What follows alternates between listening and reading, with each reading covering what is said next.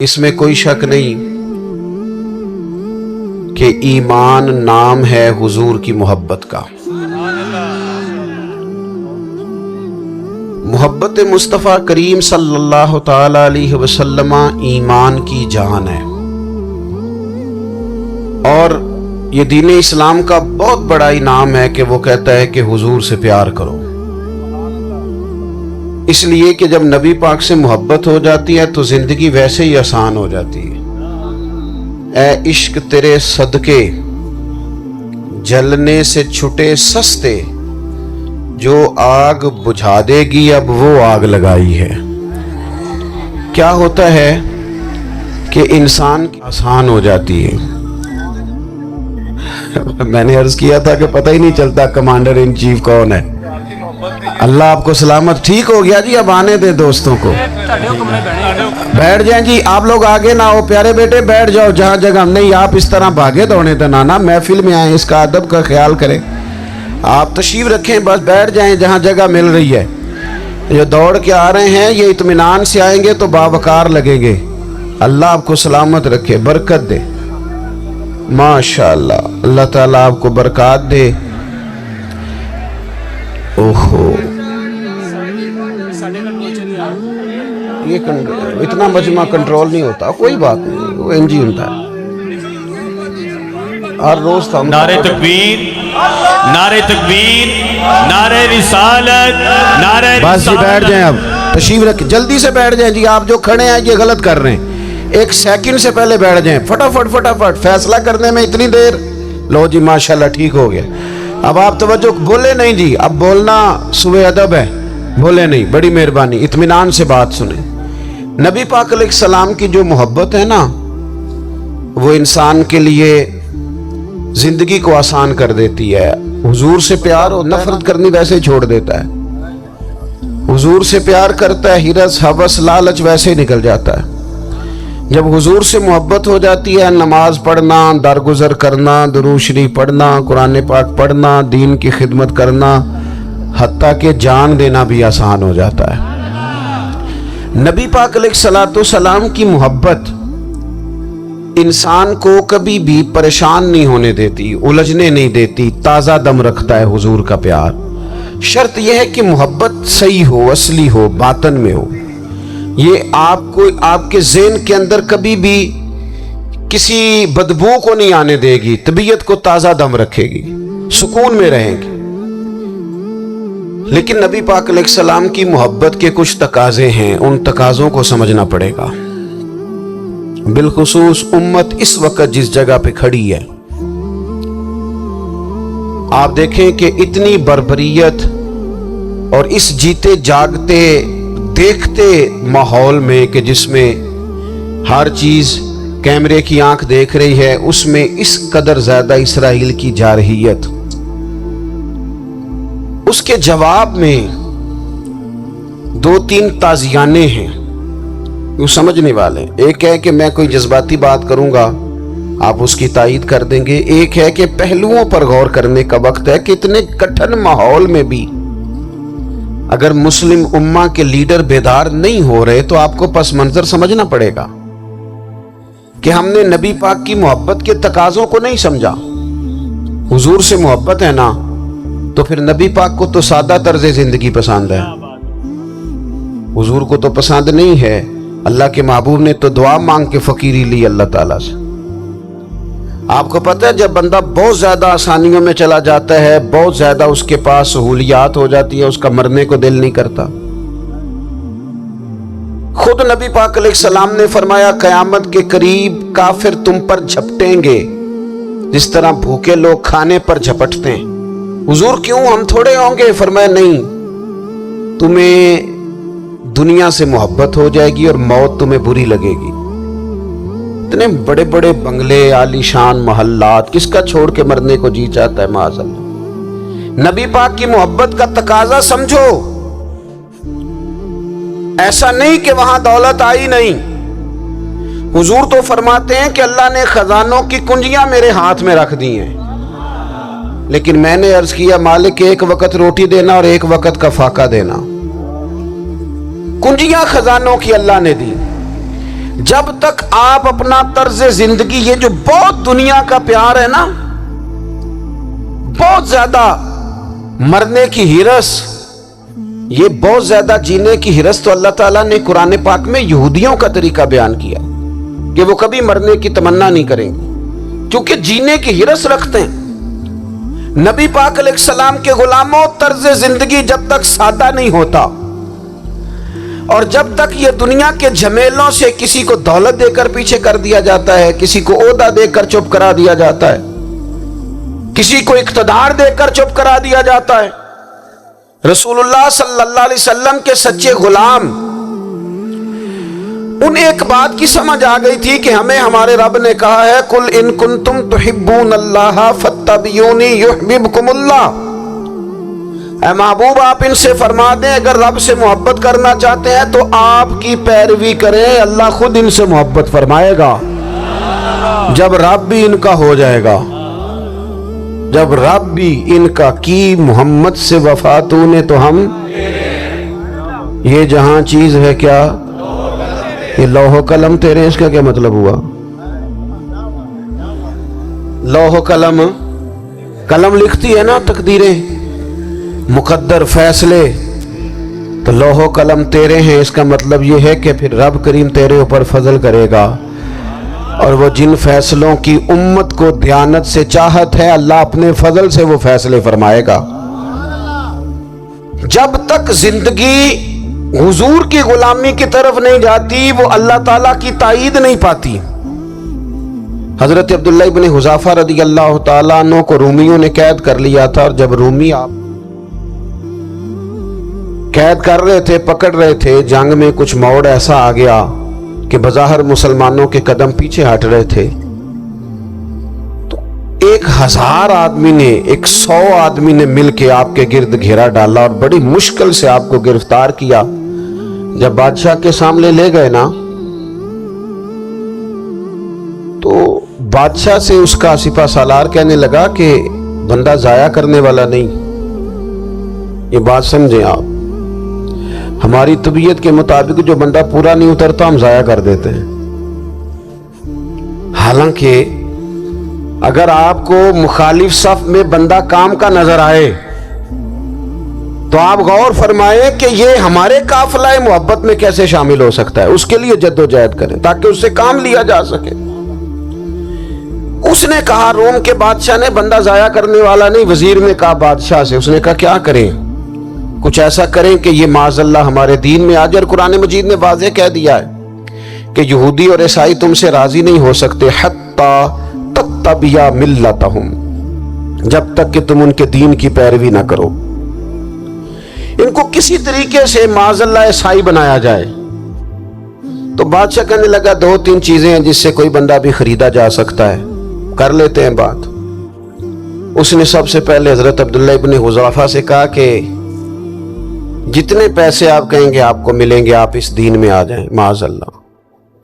تو حضرت عبداللہ ابن حذافہ نا، کچھ لوگ بڑے سیانے ہوتے ہیں، بردبار ہوتے ہیں، بعض باتوں پر غصہ نہیں کرتے، ہنستے ہیں۔ حضرت عبداللہ ابن حذافہ ہنس پڑے، فرمانے لگے تجھے کس نے بادشاہ بنایا، تو بڑا بیوقوف آدمی ہے۔ اس نے کہا کیا مطلب؟ فرمانے لگے نادان، میں تو تلوار لے کے میدان میں آیا ہوں، مجھے دولت کمانی ہوتی میں تجارت کرتا، میں تجارت نہیں کر رہا، میں تو شہادت کے لیے نکلا ہوا ہوں، اور تو مجھے کہہ رہا ہے پیسے لے لے، کو عقل کی بات کر۔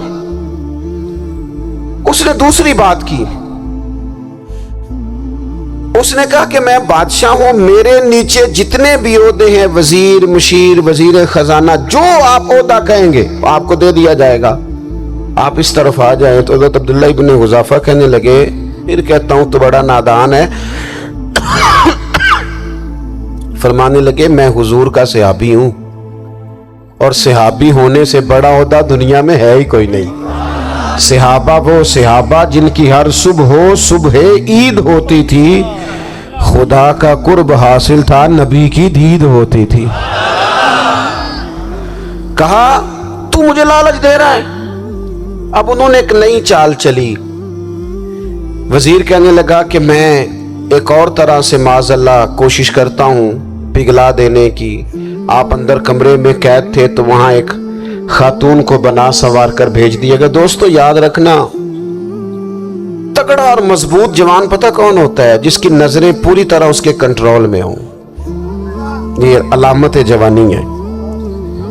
जिस आदमी का पूरी तरह, दो लोग दुनिया में कभी कोई कारनामा सर अंजाम नहीं दे सकते, एक जो हराम खाता हो, एक जिसकी नजर नापाक हो। मोहम्मद बिन कासिम जब यहां आए थे ना, तो एक दिन बड़े परेशान थे। तो एक बुजुर्ग कहने लगे, आप क्यों परेशान हैं? कहने लगे, राजा दहर से मुकाबला है और हमारी फौज तो सिंध के रास्ते भी नहीं जानती, जुबान भी नहीं जानती, लड़ेंगे कैसे? 2-4 दिन के बाद उन बुजुर्गों की दोबारा मोहम्मद बिन कासिम से मुलाकात हुई तो बड़े खुश थे। कहा, आप क्यों खुश हैं? कहने लगे, वो मेरा मुकाबला नहीं कर सकता, मैंने तहकीक कर ली है। कहा, क्यों? कहने लगे, नजर का गंदा है, और जो नजर के गंदे होते हैं वो मैदानों में ठहरा नहीं करते। मैदान के लिए निकलने के लिए पाक जवानी की जरूरत होती, ततहीर मिजाज होना जरूरी होता है, पाकीज़ा अफकार और सच्ची और सुच्ची सुथरी सोचों का होना जरूरी होता है। इसलिए फरमाया कि मेरा मुकाबला नहीं कर सकता। हजरत अब्दुल्लाह इब्न हुज़ाफा कमरे में थे तो वजीर की बेटी अंदर सजी संवरी पहुंच गई। जैसे ही आपने इस कुफर की चाल को देखा तो तयम्मुम करके नफल शुरू किए। वो सारी रात बैठी रही, रब का बंदा सारी रात इबादत करता रहा। इबादत बड़ा सहारा है, मुसल्ला बड़ा सहारा है अल्लाह के बंदो। सुबह दरवाजा खोला, वजीर ने अपनी बच्ची से पूछना चाहता था रिजल्ट क्या निकला, तो कहने लगी, पीछे हट जा, अब तेरा मेरा ताल्लुक कोई नहीं, मैंने नबी पाक का कलमा पढ़ लिया। उसने कहा, मैंने भी जमाना देखा है, पर ये क्या लोग हैं, कस्तूरी के बने हुए, संदल से धुले हुए, कि मैं सारी रात कमरे में रही और 100 और 1000 आदमी, जिस जवान का मुकाबला, ताकतवर जवान कमरे में रहा और उसने नजर उठा के ना देखा, वो कच्चा रंग ललारी वाला जेड़ा चढ़दा ते लैंदा रहिंदा है, ए इश्क तेरे दा रंग मुहम्मद चढ़िया फेर नहीं लैंदा। मैं कहा, एक दफा नजर उठा के नहीं देखा, कमाल हो गई। इतने बड़े लोग, इतनी बड़ी सआदत मंदी, फिरोज बख्ती, मामला फहमी हद हो गई। अल्लाह अकबर। दोस्तों, बादशाह जब पूरी तरह हार गया ना, उसने कहा, मार दो। तेल गरम किया एक कढ़ाई में, और जब आपको उसमें डालने लगे तो आपकी आंखों में आंसू आ गए। बादशाह का ख्याल हुआ शायद नरम हो गए हैं। कहने लगा, रोए क्यों? फरमाने लगे, सोचता हूं जान ही एक है, कितना मजा है उसकी राह में जान देने का, कितनी लज्जत है उसके नाम पर मरने में, कितना लुत्फ है। जे तू चढ़िया उत्ते दार भी नहीं, ते जे तू विकया इश्क बाजार भी नहीं, ते एडा सस्ता सौदा प्यार भी नहीं, ते एडा सस्ता लभदा यार भी नहीं।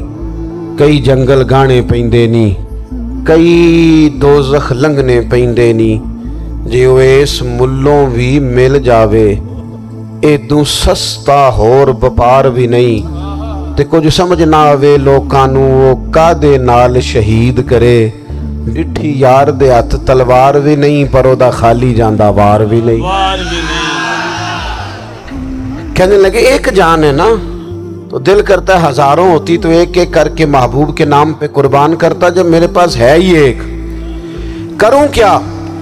हजरत अब्दुल्लाह इब्न हुज़ाफा रदी अल्लाह ताला अन्हो जब रोए और बादशाह ने ये बात सुनी, तो बादशाह उठ के खड़ा हो गया, सारे वजीरों मुशीरों को कहने लगा, तुमने कहा था ना बंदा जाया करने वाला नहीं, ये भी जाया करने वाला नहीं। कहने लगा, मेरा माथा चूमो, तुम जैसे लोगों को कत्ल नहीं करना चाहिए, आजाद करना चाहिए। अजीज, अपनी जिंदगी से ना ये बहुत ज्यादा हिरस, हवस, तमा, और ये किसी बात की भी हो, हिरस सिर्फ पैसों की नहीं होती, शोहरत की भी होती है। ये बीमारी इंसान को इख्तदार की भी होती है, तारीफ की भी बीमारी होती है। ये सारे नुक्स होते हैं लोगों को, और माज़अल्लाह बाज जुब्बों कुब्बों के अंदर भी होते हैं, वहां भी पनपते, اپنی زندگی جب تک اس سادگی میں نہیں لاؤ گے جو رسول پاک نے عطا فرمائی ہے. جب لوگ آسانیوں میں پوری طرح الجھ گئے تو پھر وہ دور ہوئے اور کفر چڑھ گیا. دوسری بات، اللہ کے محبوب صلی اللہ تعالی علیہ وسلم کی محبت ہم سے تقاضا کرتی ہے کہ ہم اس مشن کے لیے کام کریں جس مشن کے لیے رسول پاک نے کام فرمایا ہے. ہم سارے کام بڑی مضبوطی سے، سوچ سمجھ کے، تدبر سے، حکمت سے، تقاضوں کو مد نظر رکھتے ہوئے کرتے ہیں. سارے کام. دین کے کام میں ہمارا مزاج نہیں ہوتا. او ہو جائے گا جی، آپ بسم اللہ پڑھیں جی، شروع کریں جی. آپ تقاضوں کو سمجھیں، چیزوں کو دبائیں نہیں، چیزوں پر غور کریں. کسی کے ذہن کی سطح پر سوال ابھرتا ہے، اس کا تسلی بخش جواب دیں. اپنی زندگی میں دین کے کام کے لیے اپنے آپ کو وقف کریں. اور دین کے کام کے بہت سارے پہلو ہیں. ہزاروں لوگوں کو قرآن پاک ٹھیک پڑھنا نہیں آتا. ہزارہا لوگ ہیں جو قرآن مجید کے مطالب سے آگاہ نہیں ہیں.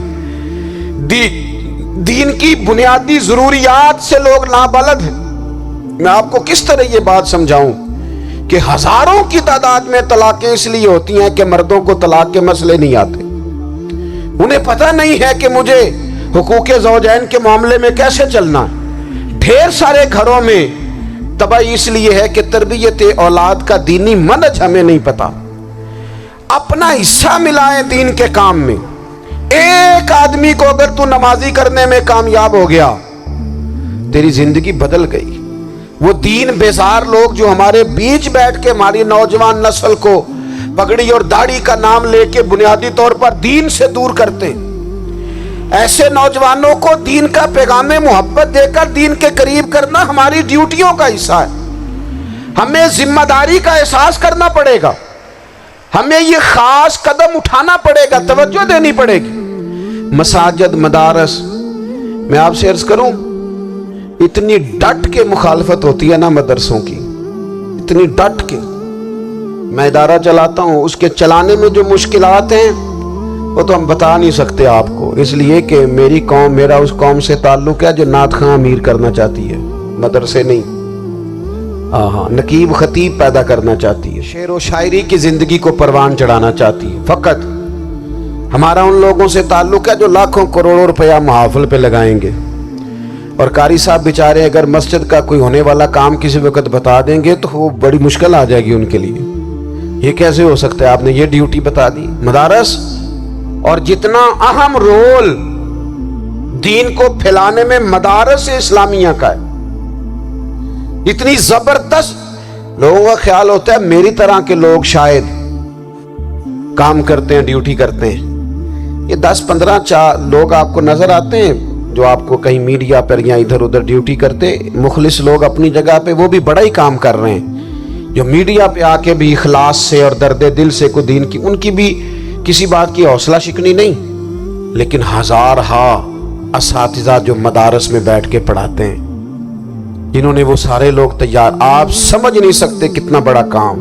حفظ کا استاد جو ہوتا ہے نا، اس کی ڈیوٹی 24 گھنٹے ہوتی ہے فجر سے پہلے، اور اس نے بچوں کو اٹھانا ہے. تنخواہ تو ہم انہیں دینا نہیں نہ چاہتے جی، تنخواہ نہیں دی انہوں نے. ہم بھی مولوی امیر نہ ہو جانا. مولوی نو تے سوٹ بھی 27ویں والی رات دے ہی ہے تاکہ کدھر سوان کے عید والے دن پا نہ لوے، چونکہ 27ویں تو بعد تے درزی پھڑتا ہی کوئی نہیں. کیوں حضرت؟ ایسے ہی ہے نا، اس وقت تو نہیں نہ لیتا. تو ہم چاہتے ہیں مولوی ہماری مرضی کے ہماری طرح کا سوٹ نہ پہن لے. مدارس کی مضبوطی آپ یہ دیکھ لیں، یہ صلاح الدین ایوبی کا تعلق بھلا کس چیز سے تھا؟ غوث اعظم کے مدرسے سے. حضور غوث اعظم کے مریدوں کی جماعت اس کے ساتھ شامل تھی. کون لوگ تھے جنہوں نے مدارس سے فیض پایا؟ رازی اور غزالی، حضور غوث اعظم، خواجہ اجمیر، یہ سب لوگ مدارس کے لوگ ہیں.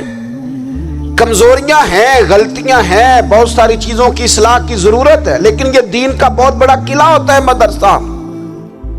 لیکن اس کی مخالفت کی جاتی ہے. مجھے بتائیے، اگر مدرسوں میں کمزوریاں ہیں تو کالجوں یونیورسٹیوں میں نہیں ہیں؟ ہم نے کبھی مخالفت کی ہے بند کر دو سارے؟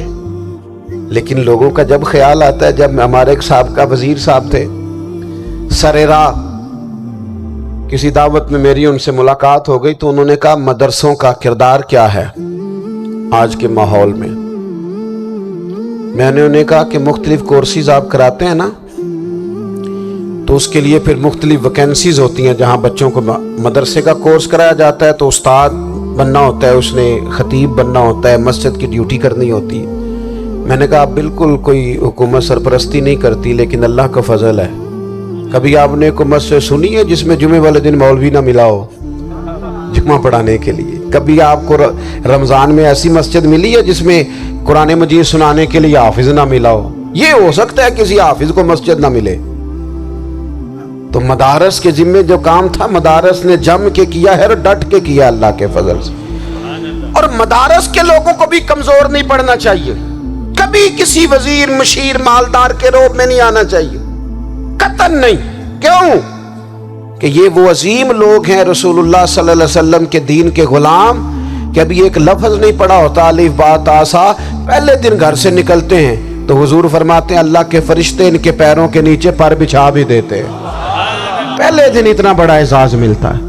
تو حضور کی محبت کا تقاضا ہے. دین کا کوئی کام کیا جائے. ایک خاتون مسجد نبوی شریف میں جھاڑو دیتی تھی, پر کوئی کام تو کرتی تھی نا.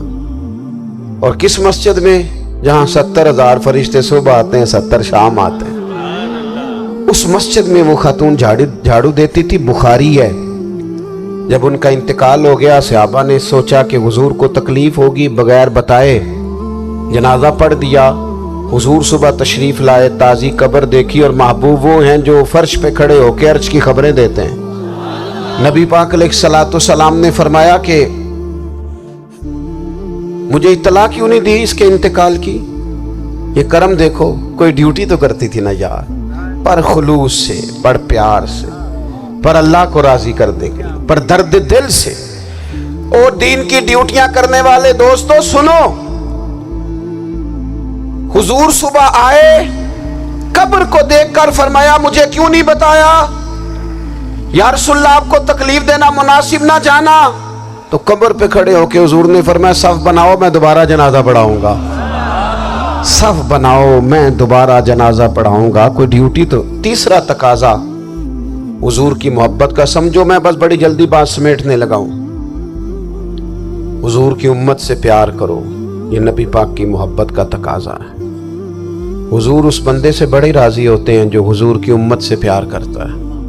آپ کو پتہ ہے حضرت جبریل امین علیہ السلام نے معراج کی رات حضور علیہ الصلوۃ والسلام سے عرض کی تھی کہ اللہ کی بارگاہ میں عرض کیجئے گا میری بھی ڈیوٹی لگ جائے آپ کی امت کے ساتھ محبت کرنے پر. تو یہ کیوں کہا تھا انہوں نے؟ علماء نے لکھا اس لیے کہا تھا کہ حضرت جبریل بھی جانتے ہیں کہ حضور کی امت سے محبت کی بات کی جائے نا تو نبی پاک راضی ہوتے ہیں. امت سے پیار کرو گے نا, امت سے. ایک صرف بات کا خیال رکھنا, عقیدہ برا ہو تو بات دوسری ہے, ورنہ میرے محبوب کی امت کا ایک ایک شخص جو مدینے والے کا کلمہ پڑھتا ہے, جو حضور کا غلام ہے, اس کے بارے میں اپنے دل میں گنجائش رکھنا, پیار رکھنا, وارفتگی رکھنا. او دوستو یہاں لوگ کس کس طرح گروہوں کو, جماعتوں کو سپورٹ کرتے ہیں. نبی پاک نے اس امت کی کثرت پر فخر بیان کیا اور حضور فرمانے لگے 120 صفیں جنتیوں کی ہوں گی, قیامت میں 80 صفیں صرف میری امت کی ہوں گی. میں کثرت امت پر فخر کروں گا. ان لوگوں سے پیار کرنا ہے, ان کے دکھ درد کو سمجھنا ہے. پتہ ہے آج کیا ہوتا ہے؟ آج ہمیں نا مختلف چھوٹے چھوٹے ملکوں میں بانٹ دیا گیا, تو ہم کسی دوسرے مسلمان بھائی کا درد نہیں محسوس کرتے. ہم گھروں میں نہیں محسوس کرتے. پڑوسی پر ظلم ہو رہا ہو تو ہم کہنے پتر ساڈا نہیں مسئلہ, یہ مسئلہ ہے, تینوں کی لگے. حالانکہ پڑوسی کی آگ اس لیے بھی کسی وقت بجھا دینی چاہیے کہ پڑوسی کی نہ بجھائی جائے تو اپنا گھر بھی زاد میں آ جاتا. آج امت مسلمہ سے ہمیں بس لگا دیا گیا اپنے حصے کی روٹی کماؤ, اپنے حصے کی کوٹھی بناؤ, اپنے حصے کی گاڑی خریدو, اپنے حصے کا کام کرو. امت کا درد, امت کی بات, وحدت امت کا تصور, امت کا دوبارہ سے وہ شان ارسل رسولہ بالہدی والدین الحق لیظہرہ علی الدین کلہ, وہ تصور کب ہوگا؟ اس وقت ہوگا جب ہم بات امت، نبی پاک علیہ السلام نے فرمایا مسلمان کی مثال ایک جسم کی طرح ہے، جسم کے ایک حصے کو تکلیف ہو تو سارا آزمائش میں آ جاتا ہے۔ مجھے بتاؤ یہ انگلی درد کرتی ہو، یہ انگلی جسم کا حصہ ہے نا، تو میرا خیال ہے دماغ یہ کہہ دے گا کہ انگلی کی درد ہے نا مینوں کی لگے، دل کہہ دے گا کوئی نہیں ٹینشن لینے، انگلی کا مسئلہ ہے نا۔ ایسا نہیں ہوتا، بلکہ جب انگلی میں درد ہوتی ہے تو دماغ منصوبہ بندی کرتا ہے کہ اس کا علاج کیسے ہو سکتا ہے، دل پریشان ہوتا ہے، پیر چل کے جاتے، ہاتھ وہ دوائی وصول کرتے، دانت اسے چبا کر، حلق اسے نگل کر، معدہ اسے ذخیرہ کر کے جسم میں پھیلاتا ہے، پھر جا کے انگلی شفا پذیر ہوتی ہے۔ ایک حصے کو درد ہو تو سارا حصہ کام پہ لگ جاتا ہے۔ اسرائیل اگر تکلیف دے رہا ہے فلسطینیوں کو تو ہونا چاہیے تھا نا بعض مسلمان حکمرانوں کو نیند نہ آتی، وہ درد دل محسوس کرتے، ہونا چاہیے تھا نا کہ بعض لوگ یہاں ہم کیا کرتے ہیں بھلا بیٹھ کے، اب تو مجھے بعض چیزوں سے کوفت بھی ہونے لگا، ہم دیتے ہیں بیان مذمت، آپ کے بیان دینے سے کیا ہوگا؟ فلانے نے بھی بیان دے دیا، فلانے نے بھی کلپ دے دیا، یہ کیا کر رہے ہیں؟ یہ تو آپ زندہ رہنا چاہتے ہیں، وہ جس طرح آج کل ہمارے ہاں بہت ساری چونکہ جماعتیں، تو کشمیر ڈے آتا ہے نا تو مل کے ریلی نہیں نکالی جا سکتی، سوال نہیں پیدا ہوتا، کیونکہ ہمیں جماعتوں کو زندہ رکھنا ہے، اس جماعت کی خبر الگ لگنی چاہیے، اس جماعت کی خبر الگ، تو ایسے کوئی انقلاب آئے گا؟ یاد رکھنا امت کو پوری کو ایک طاقتور آواز بننا پڑے گا، ہمیں تھوڑا تھوڑا اوپر اٹھ کے سوچنا پڑے گا۔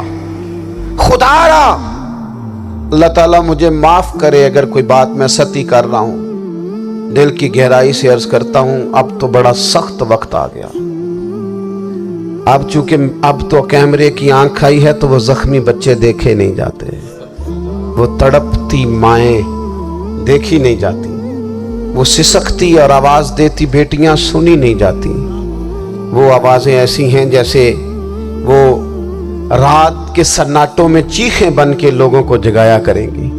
خدا را کچھ جرم ایسے ہوتے ہیں جن کی سزائیں بڑی سخت ہوتی ہیں، جن کی معافی بڑی مشکل سے ہوتی، اپنے اندر جذبہ ایمانی پیدا کریں۔ اور میرے دوستو بستر پر بھی تو لوگ ماری جایا کرتے ہیں نا، اپنی زندگی رسول اللہ صلی اللہ علیہ وسلم کے دین کے نام کرو، جذبہ جہاد، شوق شہادت اور عشق رسول، یہ عناصر ہیں جو امت مسلمہ کو پیروں پر کھڑا کریں گے۔ 2 منٹ کے لیے سوچو، امت اگر اسی طرح کٹتی رہی، پریشان رہی، دکھتی رہی اور باری باری کر کے، اقبال نے کیا کہا تھا؟ اس نے کہا تھا وطنوں میں، انہوں نے کہا تھا کہ ان تازہ خداؤں میں بڑا سب سے وطن ہے، جو پیرہن اس کا ہے وہ مذہب کا کفن ہے۔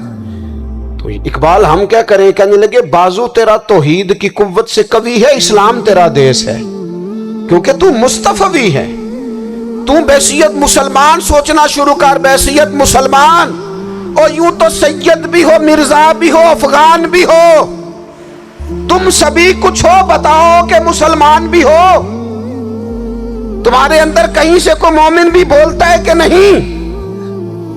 علاقائی تعصبات اور ملکی سرحدوں میں قید ہو جانے والوں، تم ایک نبی کی امت ہو۔ سمجھتے جب کشمیر کی بیٹی روتی ہے تو مدینے والے محبوب پاک علیہ السلام کی امت کی بیٹی روتی ہے، جب فلسطین کی بیٹی روتی ہے تو امت کی بیٹیاں روتی۔ خدا را کچھ درد دل اپنی طبیعت میں پیدا کریں۔ میں حکمرانوں کی بات نہیں کرتا، میں تو عام لوگوں سے ایسے تبصرے سنتا ہوں جو نہیں کرنے چاہیے۔ اور نہیں جی نہیں، دوسرا رخ بھی دیکھو، عام آدمی اٹھ کے، عام لوگ بھی یہ خطرناک سوچیں اور ان سے خوفناک نتائج برآمد ہوں گے۔ تو 3 باتیں میں نے آپ کی خدمت میں عرض کی ہیں۔ ایک تو کوشش کریں اپنی زندگی کے اندر کہ زندگی کو سادہ کریں، پیسہ ضرور کمائیں لیکن پیسے سے پیار نہ کرو، پیار تو مدینے والے رسول سے کرنا۔ دولت، ہرس، ہوس، طمع، ان سے باہر آؤ۔